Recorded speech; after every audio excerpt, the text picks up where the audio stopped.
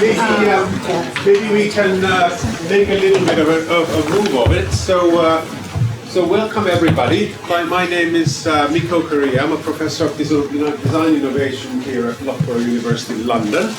And what I'd like to do is, on behalf of the school here, we're one of the 9 schools of Loughborough University, and we just happen to be here in London.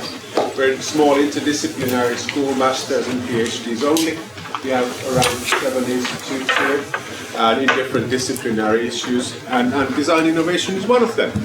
So, from my side, please feel very warmly welcome. I'd like to pass the word next to Sharon to say a few words about FLUX, and then if I could invite Case to introduce Ezio. So this would be the marching order for the first 5 minutes here. We're not going to tell you long. We'll let you loose with Ezio in just a few minutes. But over to Sharon. Hi everyone. Yeah, I'm Sharon Prendeville, and I'm a senior lecturer, associate professor here at IBI, and I've been head of the Institute's research group for the last 5 years. Which I'm about to rescind, as I've just become the Deputy Associate Dean for Research and Innovation. And yeah, thanks for coming.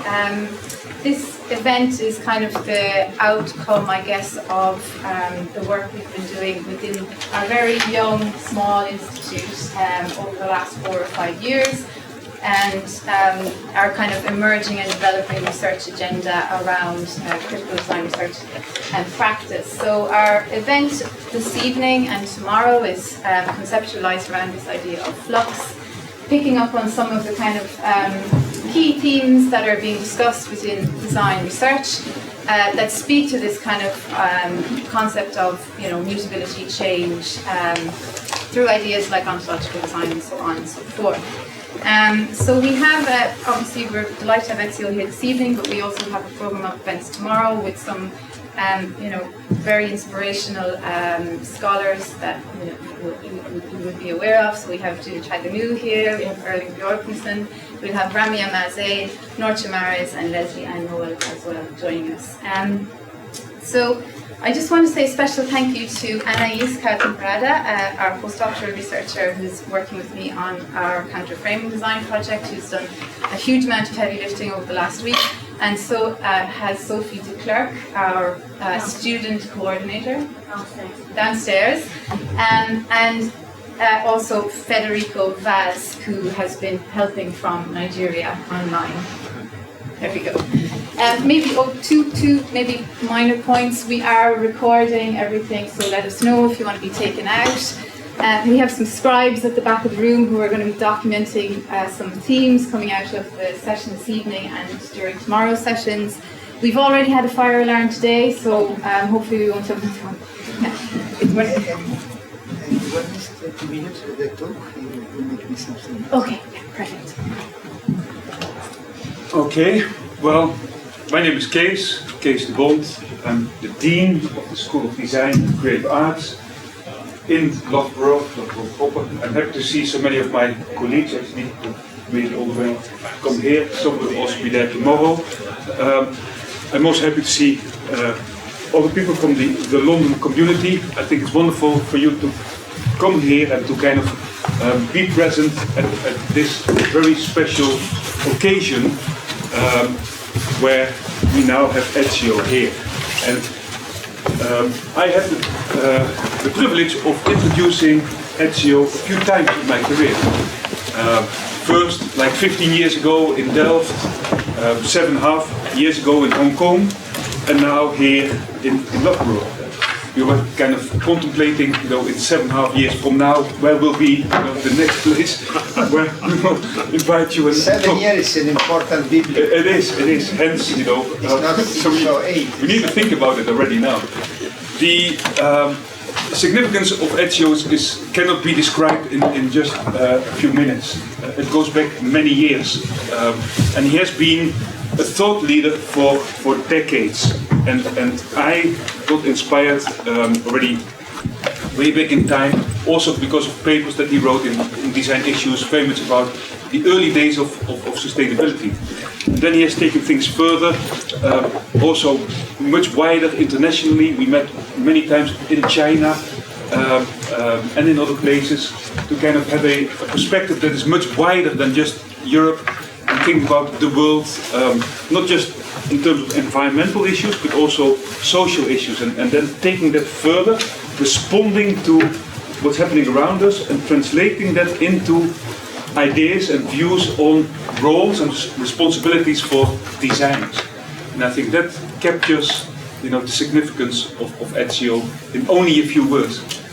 I'm not saying anything more here, and I'm really delighted to have you here and give you the floor. Thank you. Ben. And I hope to see you again in 7 years. In 7 years, I will be 83. It's a lot. It's already a lot now. I'm 77, so 7 is the number of the day. Okay. Thank you so much to you. Thank you, Sharon. Thank you, Rebecca, and to all the others. And I'm happy to be here. It's the first time that I am in this campus. It's beautiful. To get here is not so easy, but just say it's beautiful. And as all the things that are beautiful has to be a little bit difficult to be found, so it's okay. And the problem is that we have 1 hour, more or less.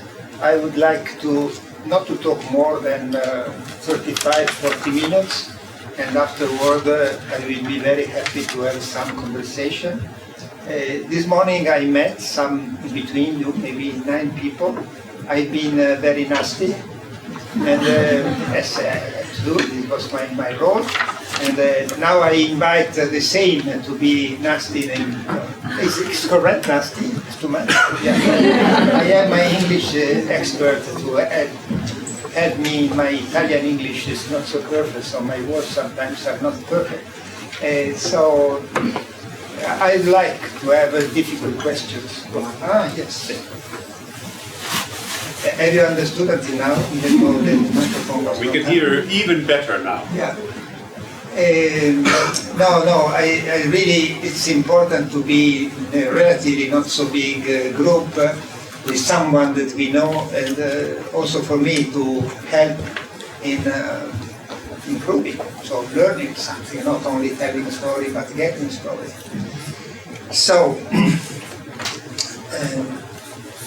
I'm sure that you don't need to see new images of war, because we have seen so many.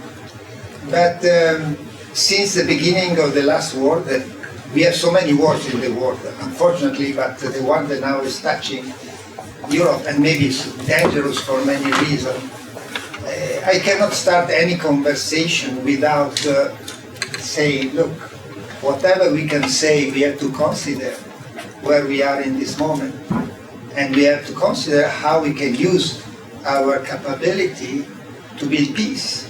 So peace and war, I'm not so much to say, but I try desperately to understand if there is something that we can do. And peace has to be built, as war has to be built. In the past months, in Italy, for sure, I imagine also everywhere, there has been a real action of building the condition to make war thinkable. Because at least for the European Europe, war was unthinkable at a certain point. And nowadays to make nuclear war thinkable. So you can see how things are written, how they are presented. So why I tell this story? I tell this story because war is not only an issue about a madman somewhere that switch a button. It's something that is built into the society. And so in the same way that I'm desperate to see day by day how the condition for a war is built, we should be committed to try to create a condition for peace. And of course we have to do it as a human being, first of all, but also for what regards our specific discipline. So we have to ask ourselves, what and if there is something that we can do against war. This one is an initiative that is nothing so special, but has been done in Polytechnic, simply asking to the student, well, use your creativity to imagine something that could be done in this social construction of condition of peace. So my speech is not so directly related but I hope that in some way could help in imagining what we can do to be builder of peace. That is, it's not enough because I'm talking about peace, I forget the environmental problem or the social problem that has been my normal activities in the past period. But I think that war in some way keep together everything, because war is against the social justice, war is against the environment, so war is worst or put together all the other disasters. I'm not so happy also of the fact that in Italy we voted 3 days ago and now we have a very right-wing, I'm not supposed to talk about this kind of politics, but there are some kind of politics that enter also in our work. So I was joking before that in Italy we were always saying we dream to be as Sweden, and now finally we are as Sweden. Unfortunately not the Sweden that we wanted to be. And now also this has to be thought. So before the political discussion, something is happening. So all the discussion that has been done by me and has been recorded by kids, it was in a messy world, but there was so a kind of idea that everything was going toward the democratization of the planet. It was going toward destroying the walls and creating bridges. So messy, confusion, some wars, but a very general movement toward something that could be called a kind of progress. And now it's very difficult to say something like this. So the story that I will tell you are positive and in contradiction. Even though situations like this, if you really look in the society, you can find something positive, progressive, that could be used in the good sense to leverage in a certain direction. But for me, I tell my story 15 or 20 years ago, these small things that we can promote were seen in an environment that looked like to move in the same direction. And now, these things that we can talk, and the one that I will tell about today, are in an environment in which there is a very cold wind that is coming in opposition to that. So it's even, in some way, more needed. So I try not to be depressed, and then try to say, no, but there is something we can do also at the level of the story that I'm going to tell. But at the same time, we have to know that telling the story today is very diverse than telling the same story 10 or 15 years ago. Or saying all this, probably I've already consumed a quarter of my time, but it's really something that I must say, because I cannot start as nothing happened telling my little stories. Of course, you recognize this is the starting of the presentation of this very interesting initiatives. And we want to use this opportunity of this fluid period to redesign, rethink, redirect our social world to a sustainable future. And of course, this is what we want to do, but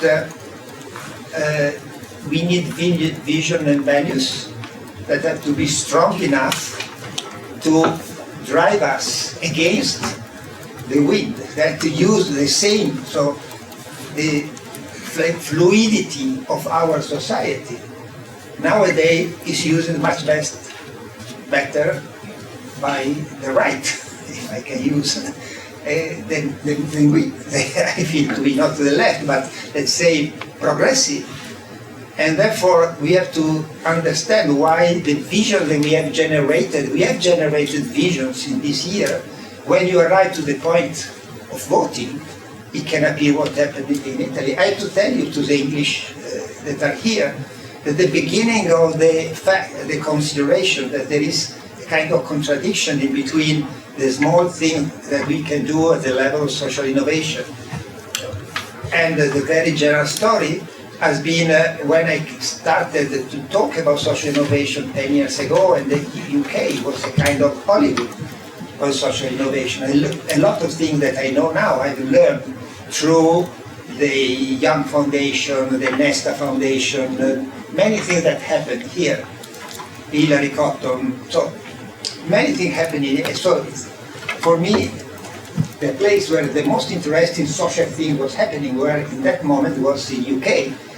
And afterward, when UK voted against Europe for the Brexit, I fall down from my chair. So I said, how is it possible that this place where there are so many beautiful things happening can vote, sorry, for me, such a stupid thing as to, in some way, collaborate in destroying one of the best ideas that emerged after the Second World War.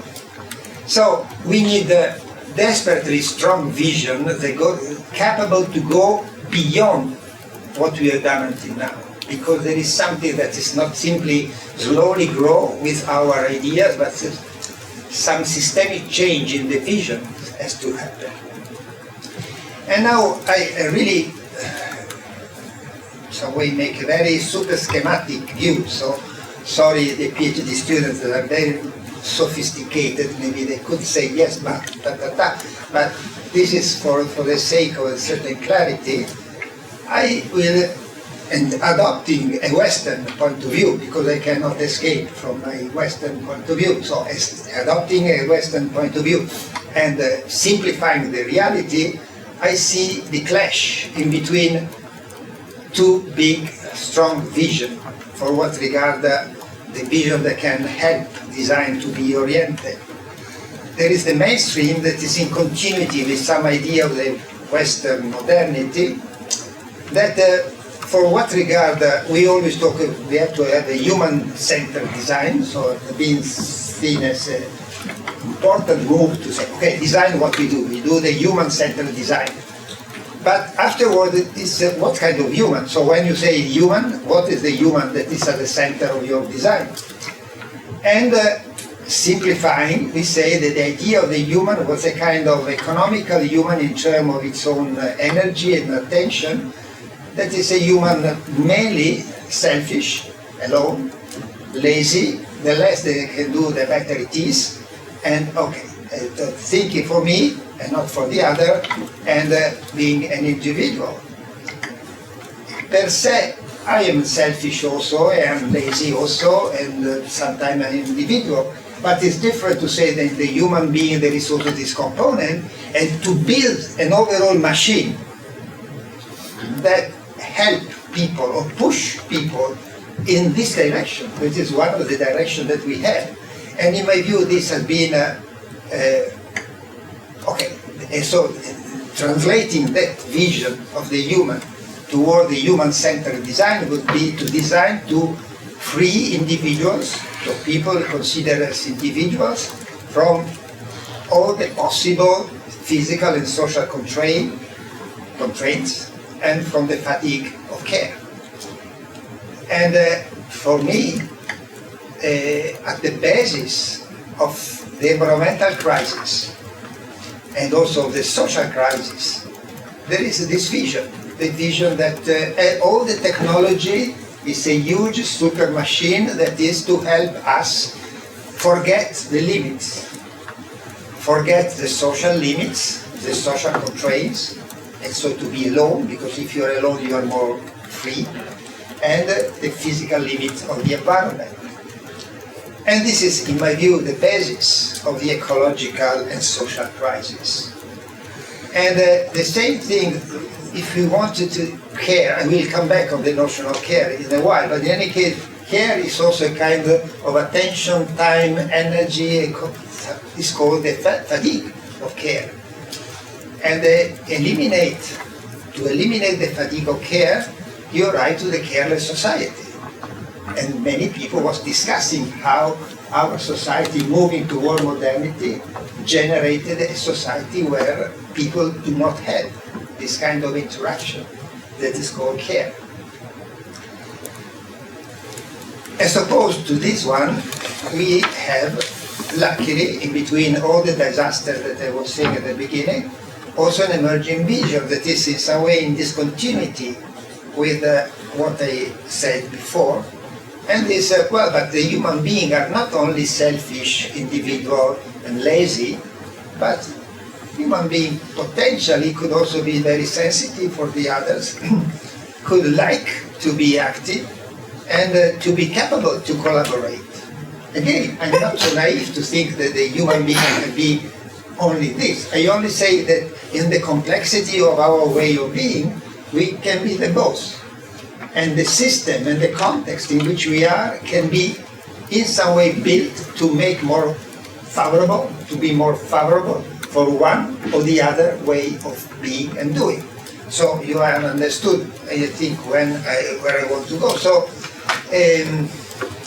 but before to say what design can do, to live in proximity and with care, in my view, is the prerequisite of any possible sustainable life. So the sustainable life could be many different, diverse, but we cannot imagine, at least I cannot imagine, any possible sustainable society if it is not based on the fact that people could have a kind of proximity and establish interaction of care in between people and in between the people and the environment.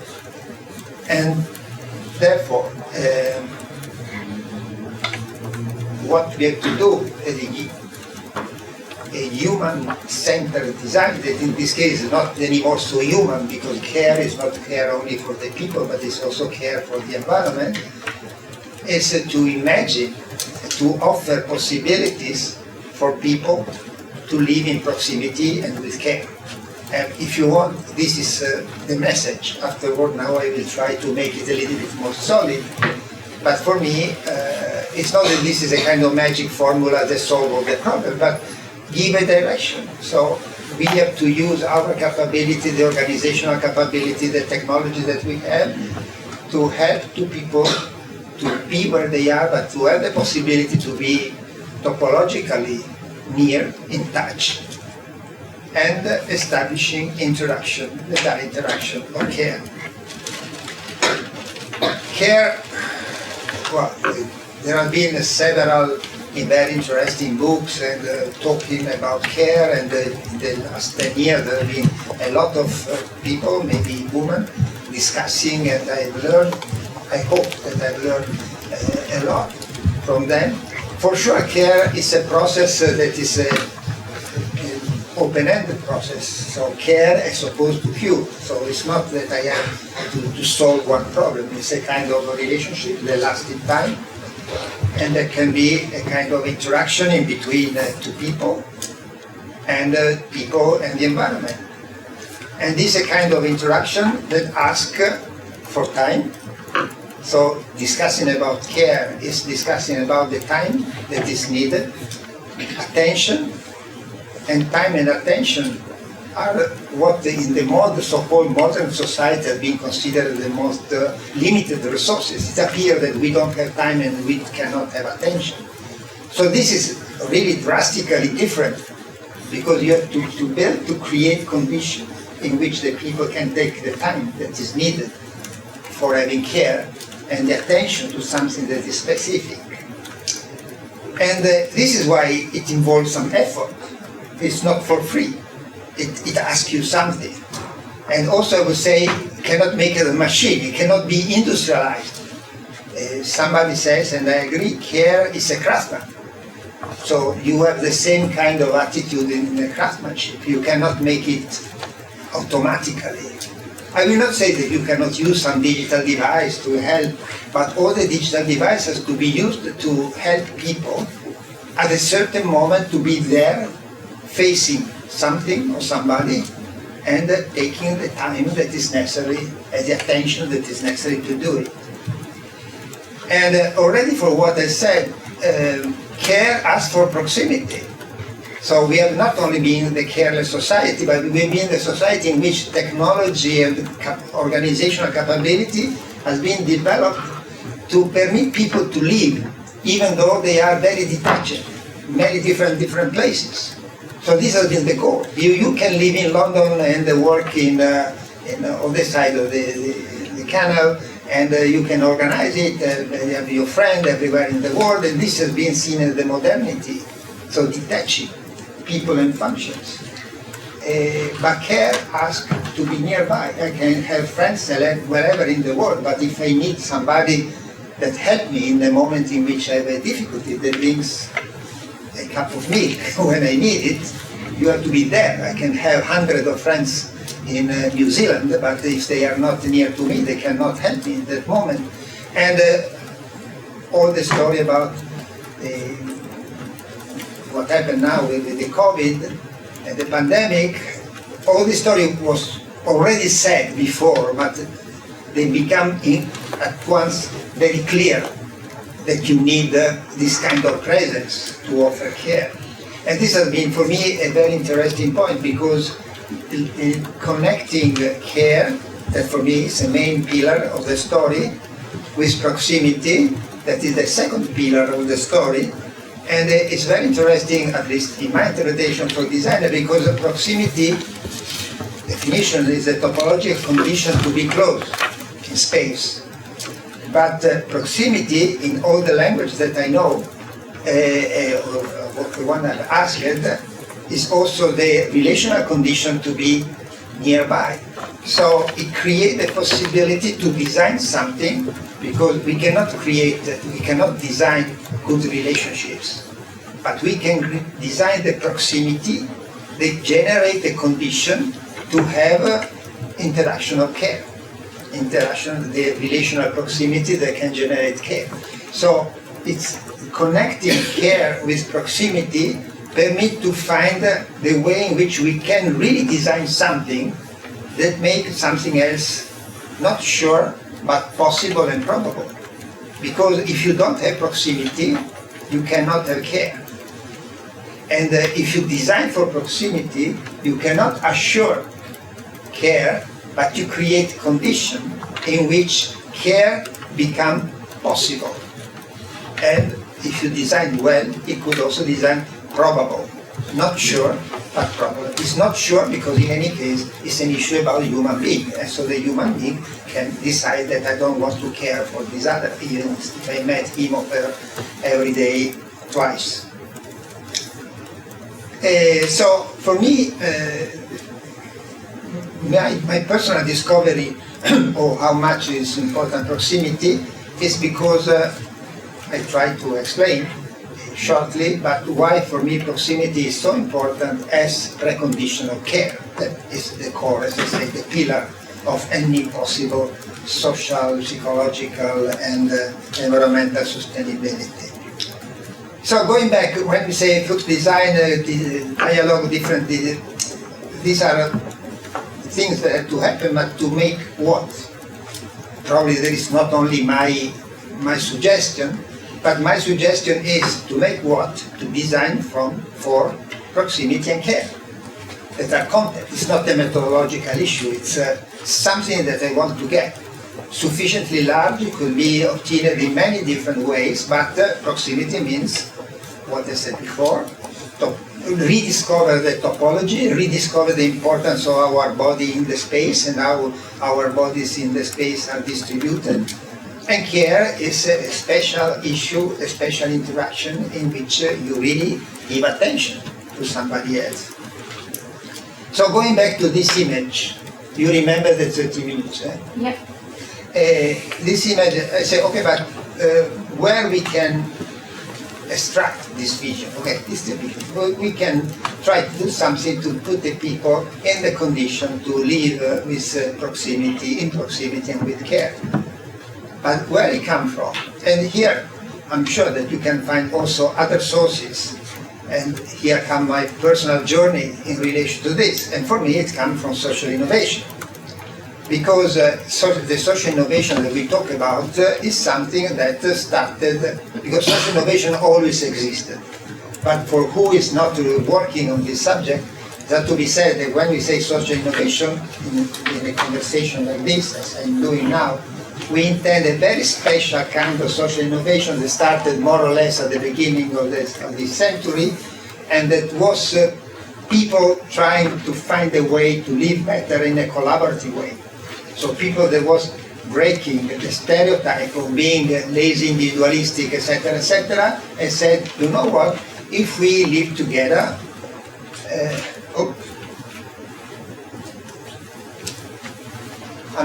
yes, this was 15 years ago, sorry. But if you go to the beginning, what we saw, this is also the image, it's very typical. People that choose to share some services, to share some spaces, organize a way to live nearby, and what they call housing. And so they broke the idea that the best was the image of each one its own little box, separated by the other, and said maybe if we put something together, if we share something, we can improve our quality of life. It looks to be so simple, but it was a way to break the stereotype that everybody has to be in their own home, in their own living room, in their own kitchen, with everything in their own box. So even it was very small, it was revolutionary at the very local scale. 5 minutes. 2:30. 5 to 30 or 5 to 40? 5 minutes left. But to what? 5 to 40. To? To 40. To 40? No, I can do it. Maybe it will be not 5, but maybe it will be 8. So 15 years ago, somebody, not only me and my colleagues, but somebody started to look around and say, oh look, there are people behaving in a different way.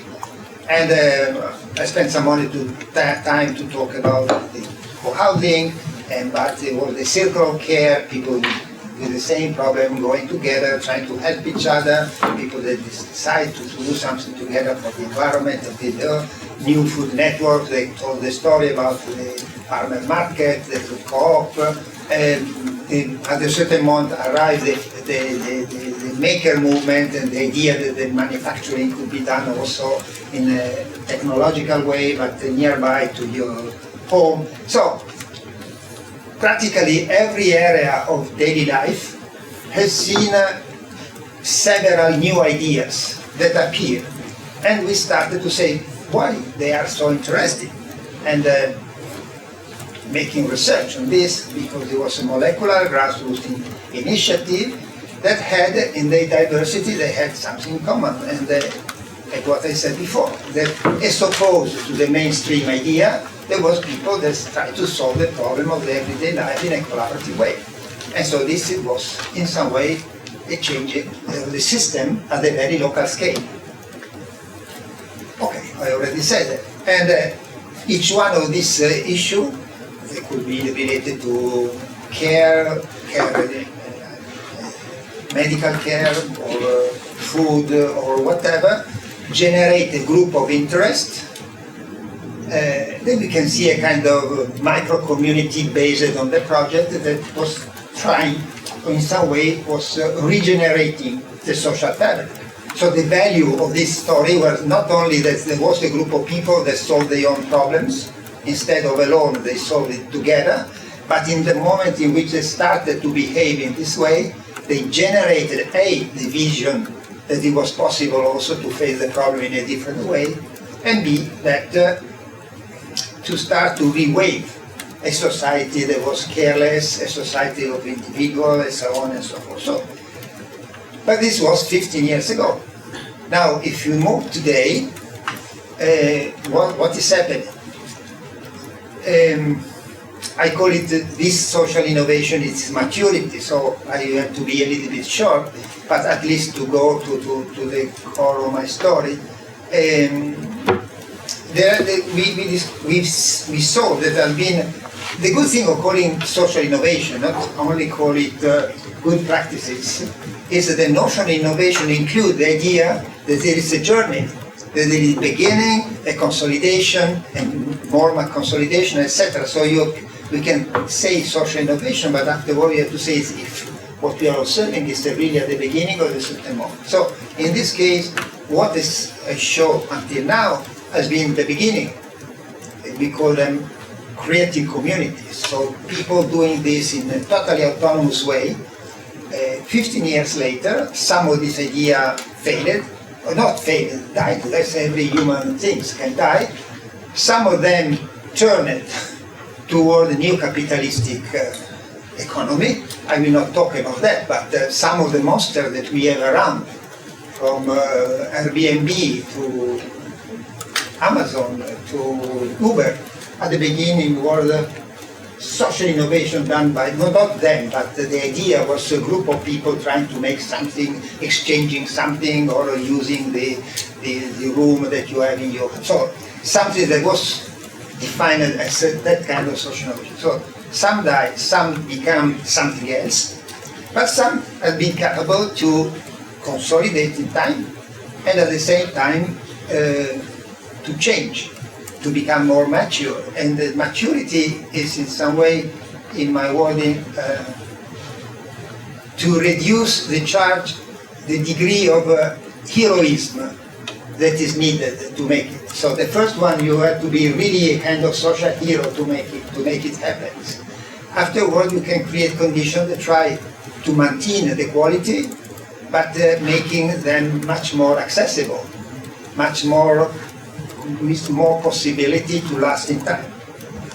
So if we move from the original co-housing with this kind of atmosphere, we can arrive, maybe also here, but I use an Italian example, to situation in which there is an institution that takes the same idea and they organize a way to have this collaborative way of living in which you are not to be a hero to participate.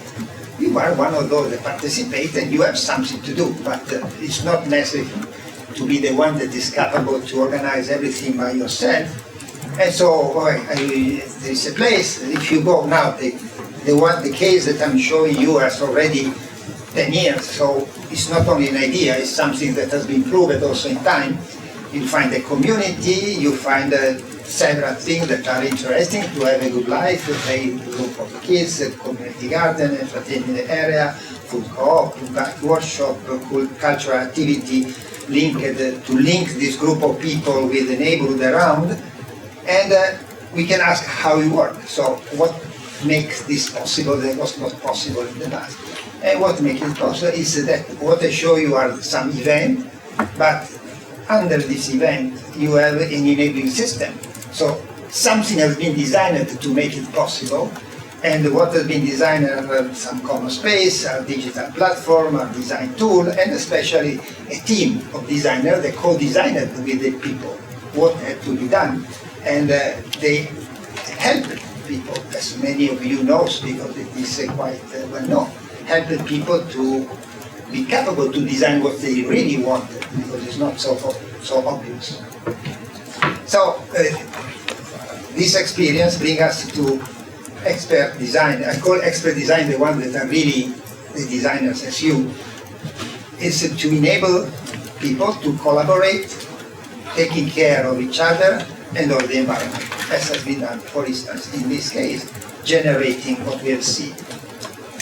But after a certain period, something else started to happen, because what I said until now, for me, and I think for some of you that I know, is very well known, and also studied, and also already consolidated.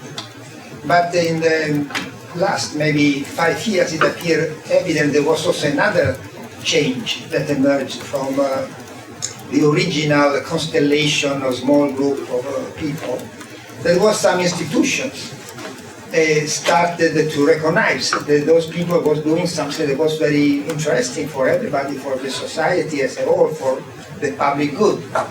And so not the whole institute, but inside the institution, I don't know how it is in England, but in the place that I know, you have an institution, and inside the institution, some groups that are particularly active and that have been particularly capable to understand the value of what was happening.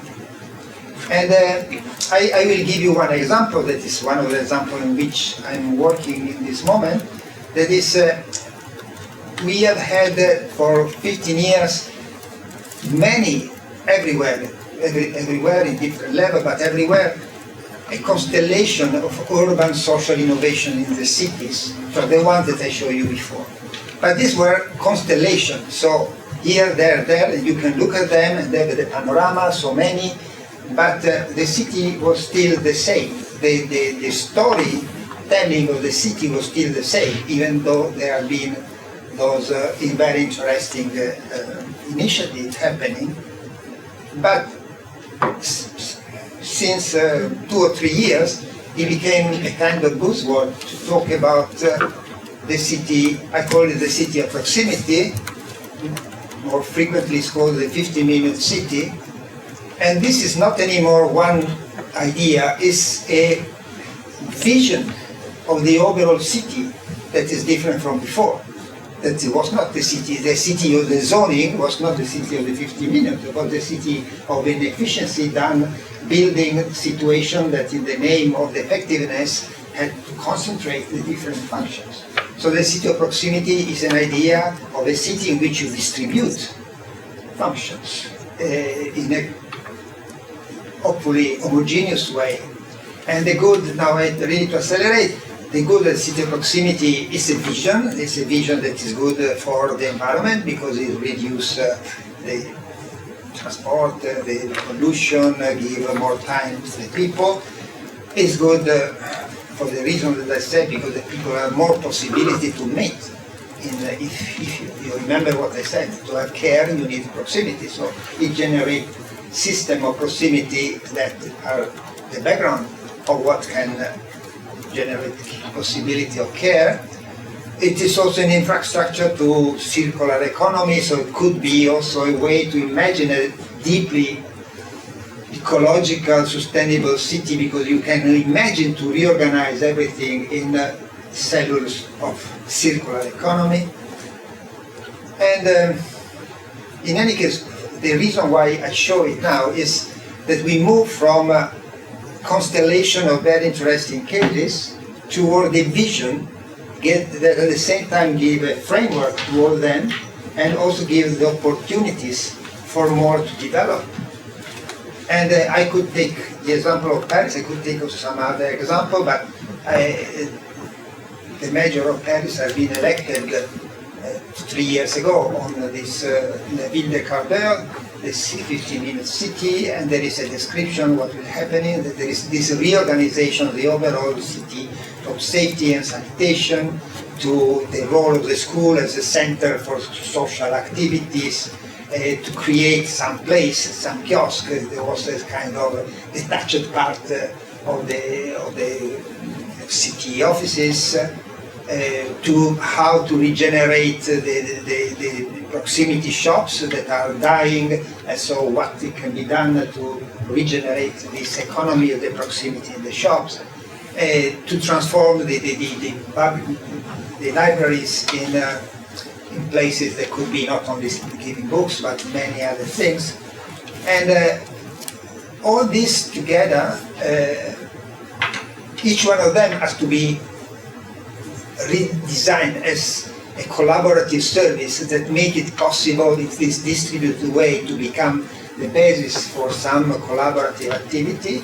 But there is also something that has been thought at the level of the city. So we move from the very local to something that is also to be designed in terms of designing the very general visions. So we introduce another level to design this. That is not the traditional planning, but is the design of a system that permit to this distributed system to work.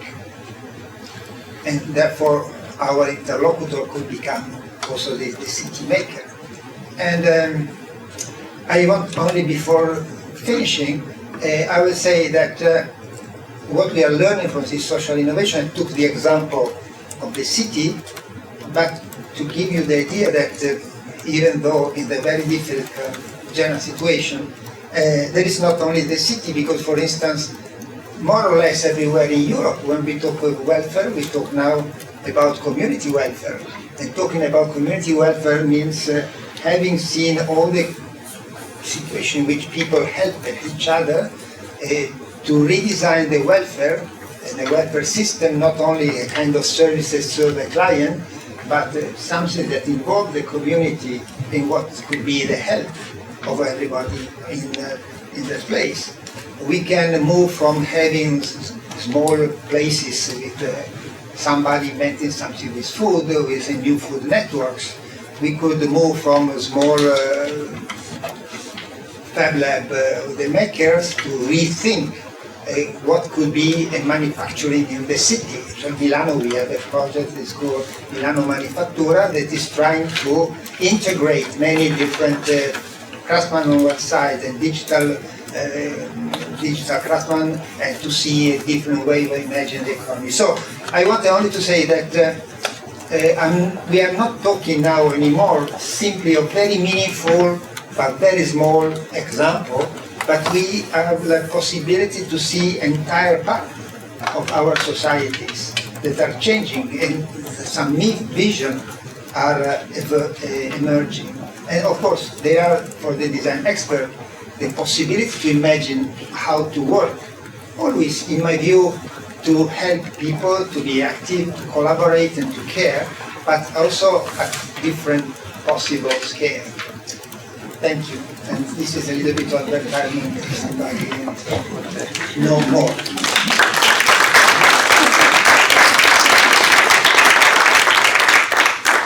Thanks very much, Ezio. So we have a little bit of time for questions. I have some questions, but if anybody on the floor would like to start. Yeah, Thomas? Yeah, thank you. Thank you very much for Prof, but I'm really interested about the two sides of human. So there's a debate about whether human-centered design is obsolete, out of date, or we shouldn't teach human-centered design because there's some debate on that. So what's your view on human-centered design? Human-centered design? Yeah. Well, I think that I was trying to say. So we have to, when we say what is at the center of design, the first step is to say which kind of human we are talking about. So the first step is to say is the human is, as I said at the beginning, an entity that is mainly individual, mainly lazy, and maybe in competition with the others. And so you create an overall system that in some way create the condition for this way of being. Or if you try to create the condition, because we are also people capable to collaborate, capable to be active, to help in being active and collaborative. So the example that I did, for instance, the moving from when design worked to create the collaborative living, everything that they did is to create the possibility to organize this collaboration in between people without, in my language, be heroes. So the first one, when there was not this kind of design, they were so committed that the priority in their own life, probably to keep together this community, was the first thing to be done. For the people that live in the building blocks that I've shown, for what I know, they are monitored, so we know that it's true. They are in average very happy, and they are also happy to organize something together. And if we want to go more in depth, I can tell you that story, that at the beginning, so the team of the designer participated for 1 year before and 1 year after the beginning of the story, and afterward they exit. So this is something that is very important for the designer at a certain point, the exit strategy, how you are not involved for all the time. And they were supposed to organize everything, the dynamic. After a while, they discovered there was some part of the activity that was too heavy, too boring, etc. And so they decided, and this is something that has been discovered doing, that they needed what they call the social manager. So they put some money to have somebody that helped the organization of all the activity that they should have. This does not mean that they are not participating to the activity, but an activity has also a budget, there are some very difficult things if you have something else in your life. So there could be activities that make the threshold to make this kind of collaboration possible lower. And afterward, there is a kind of art in maintaining the quality. So how you can make it easier without losing the original idea that was people capable of care. And there is no one specific formula. It's something that has to be seen depending on the condition, and sometimes it's designed well and it works very well, and sometimes it will not be designed well and it becomes something else. Do we have more questions? One here. Any further questions? Yeah. Yeah. Yeah, go ahead. Yeah. Come in with a question then. Yeah.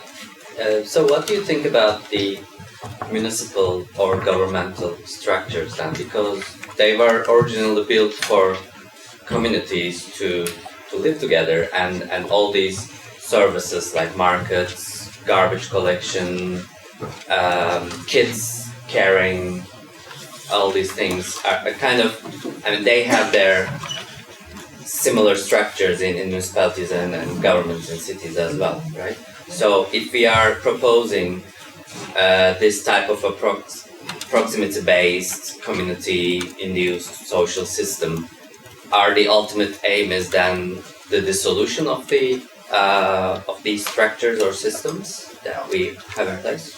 Well,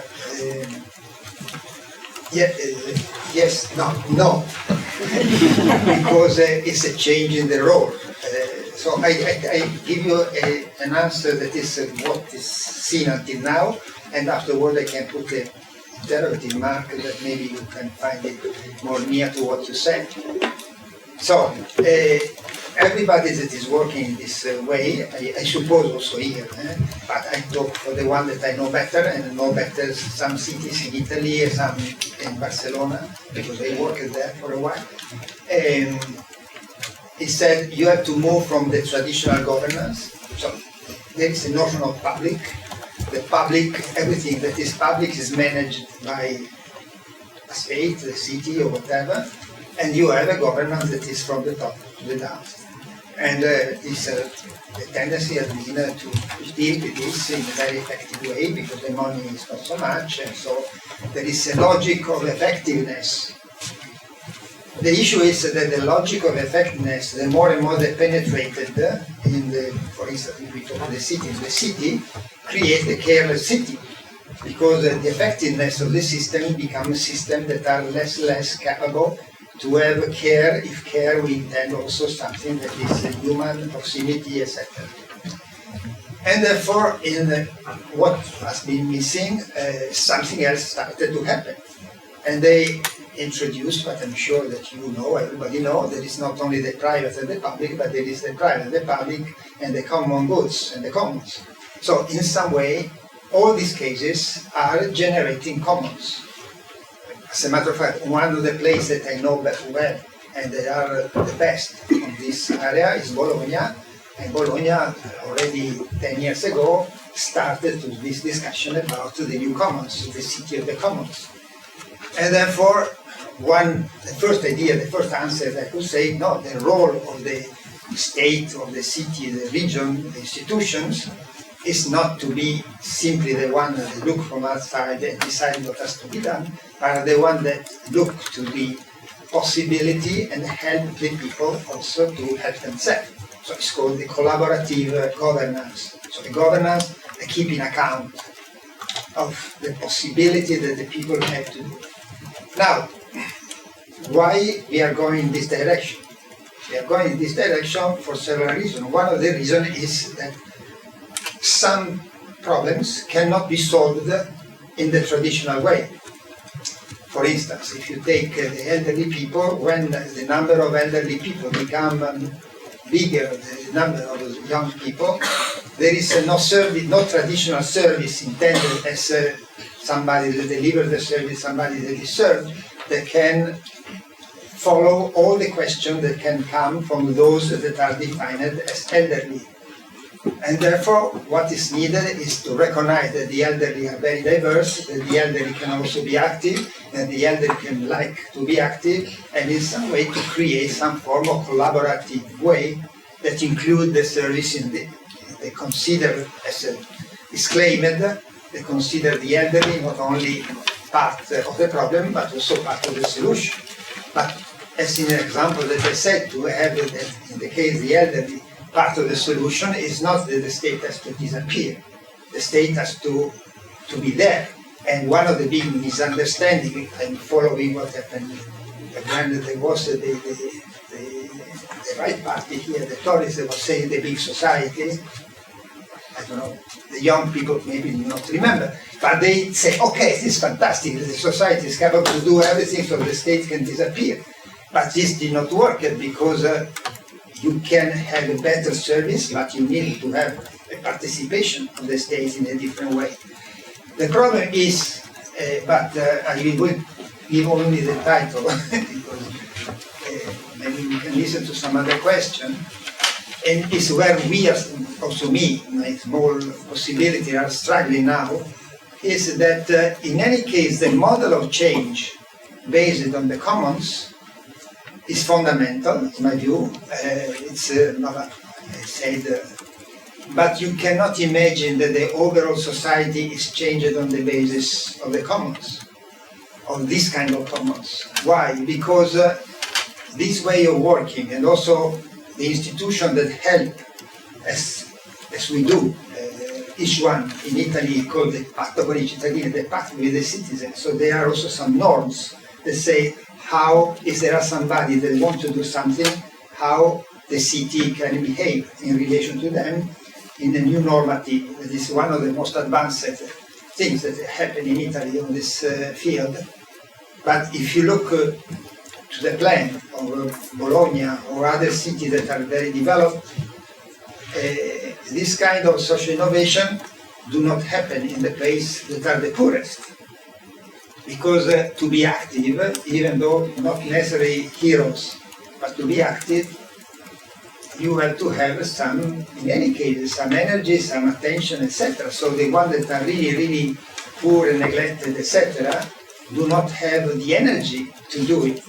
So now the big challenge that we are all discussing is how we can, in some way, export some good ideas that are being generated where it's possible, that in general is in an area that are to be very rough, middle class, poor middle class, that have the energy and the capability to organize these kind of things, how you can take these ideas that per se are very good also for the very poor and bring it in other situations.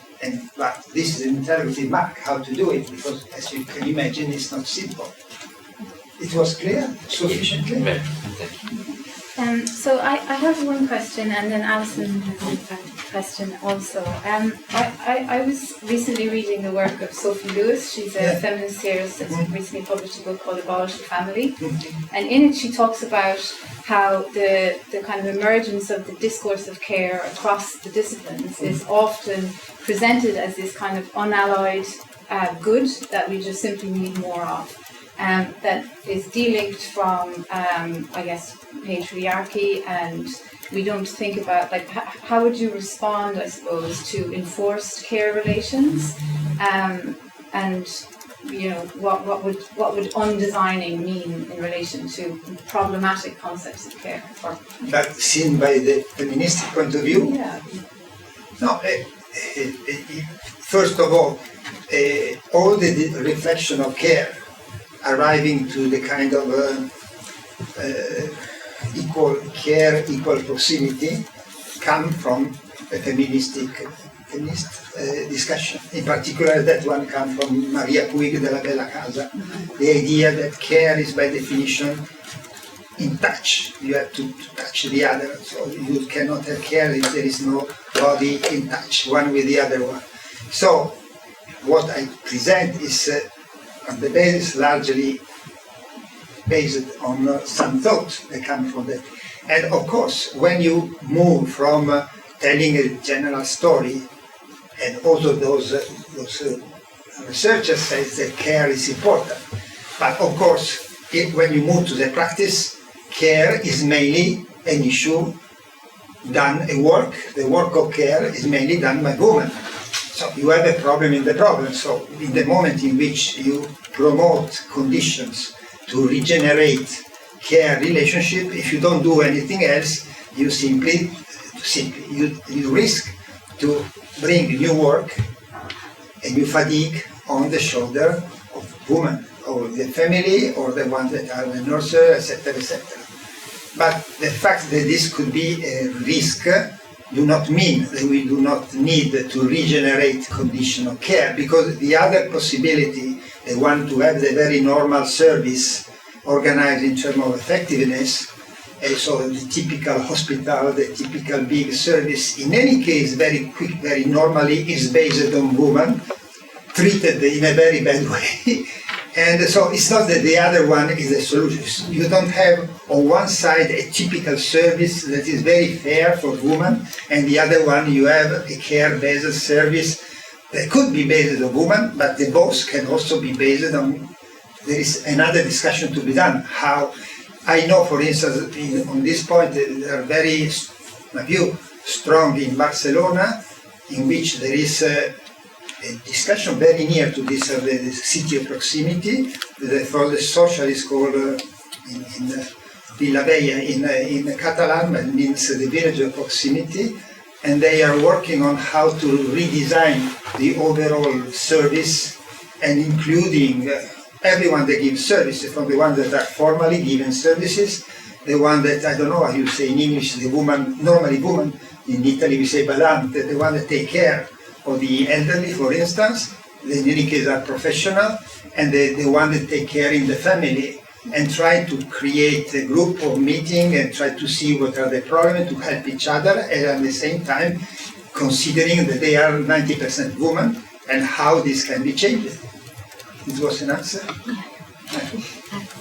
And then Leslie Ann. So my question, hello Leslie, thank you for your talk. My question is really that when one looks across Europe, and this is the case in the UK, is there is discrimination on the way that communities are formed in terms of access to childcare or housing.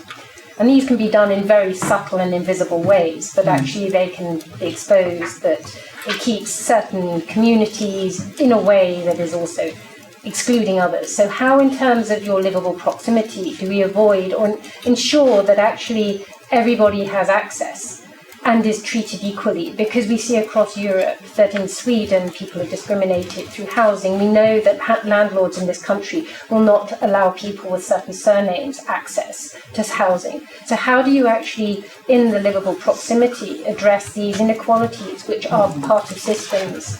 Yeah. Well, let me repeat the question, because I want to be sure that I have understood. So you are saying that there is a kind of discrimination that keeps some people in certain area.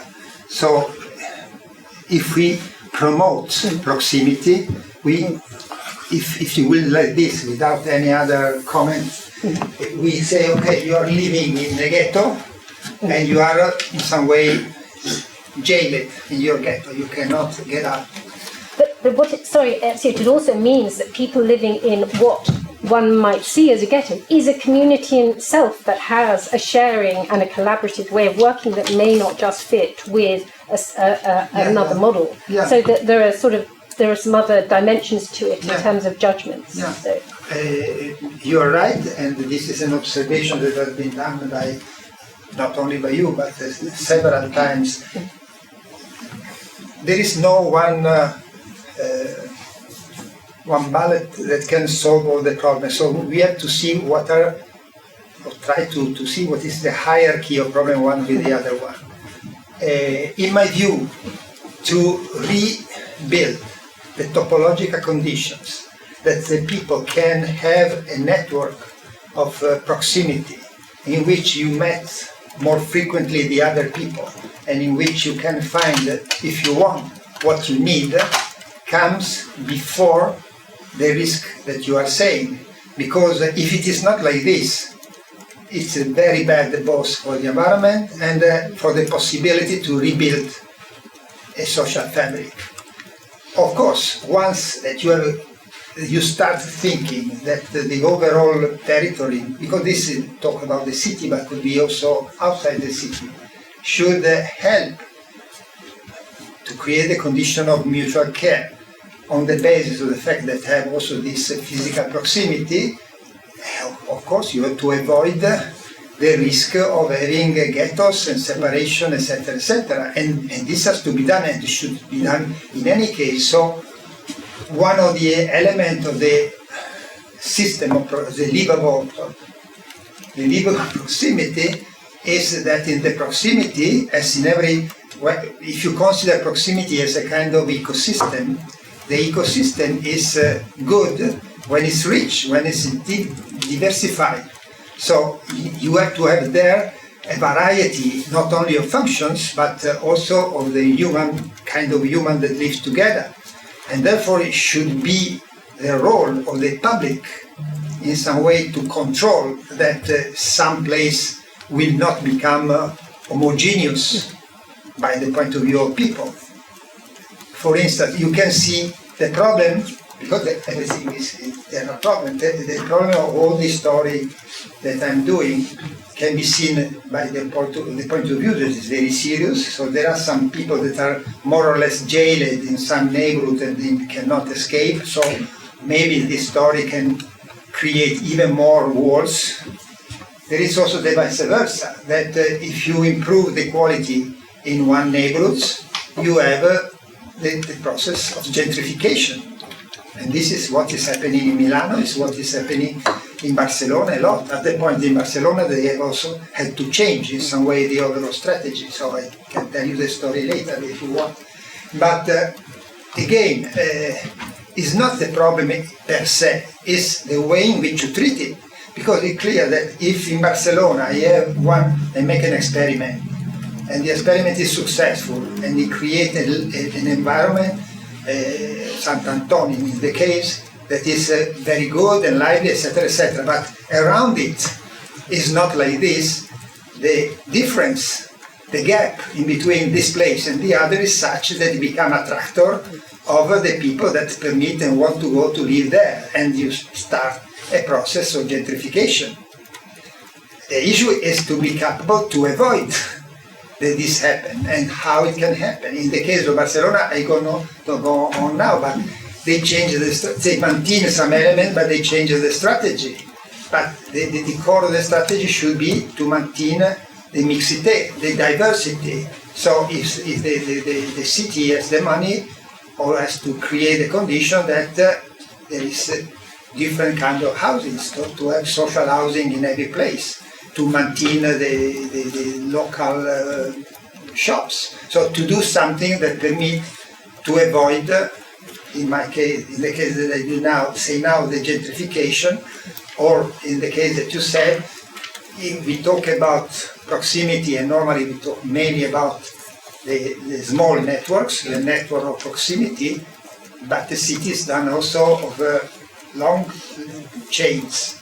So in some places, the issue is also to maintain the long place, so the long chain, so the possibility to be open and not only to be closer to, so it's the proximity. For instance, in Italy, when I wrote this book, yes, I know I talk too much, but every book has its own idea. My motivation afterward, it became something else, but it was that in Italy, after the COVID, not after because we are not after, but at the second phase of the COVID, there has been a huge discussion about the city. And the discussion about the city had a lot to do with the city, about how it's distributed and the proximity. And it came this idea of the 50 million city, that somebody called it the city of the villages. And I found that this was a very bad way of telling the story, because the city of the villages means exactly what we are criticizing now, so that you create this subsystem that are totally closed one by the other one. That is impossible, but the image that was projected was in some way to go back to the cities of the past. But the proximity can be very open. The proximity could also not to be related to the traditional neighborhoods. It's only that you have more probability to find what you need near, and given that there are somebody else that is living in the same place, you have more probability to find the same people.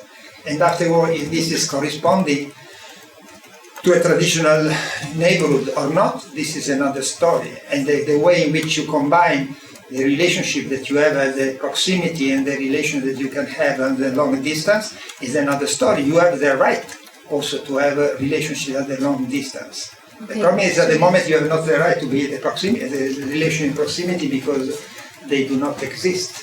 So maybe one final question from Leslie Ann, and then there's drinks and It food. depends how long is my answer. There's drinks and food on the ground floor waiting for everyone. So Leslie Ann. Yeah, well, maybe how long the question is too.